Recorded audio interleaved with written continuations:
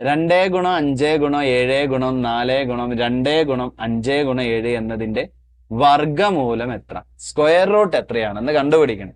നമുക്ക് ഇവിടെ ഒന്ന് എഴുതി നോക്കാം.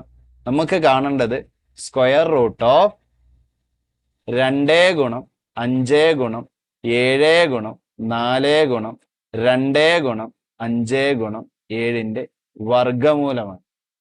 ഇവിടെ നമ്മൾ സ്കൂളിൽ നിന്നൊക്കെ പഠിച്ചൊരു കാര്യമാണ്, ഒരു സംഖ്യ 2 തവണ വരുന്നുണ്ടെങ്കിൽ അത് ഒരെണ്ണമായിട്ട് പുറത്തെടുത്താൽ മതി.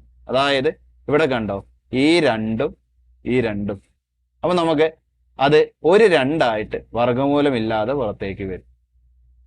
ഇനി ഇവിടെ നോക്കിക്കേ, ഒരു 5 ഉണ്ട്, ഒരു 5 ഉണ്ട്. അപ്പൊ ഒരു 5 ആയിട്ട് നമുക്ക് അതിനെ എന്ത് ചെയ്യാം? പുറത്തേക്ക് ഇടാം. അടുത്തത് നോക്കിക്കേ, 7 ഉണ്ട്, ഇവിടെ 7 ഉണ്ട്.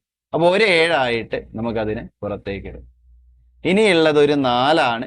4ന്റെ വർഗമൂലം നമുക്കറിയാം, 4ന്റെ വർഗമൂലം 2, അതും പുറത്തേക്ക് എഴുതാം. ഇത് തമ്മിൽ അങ്ങ് ഗുണിച്ചാൽ മതി.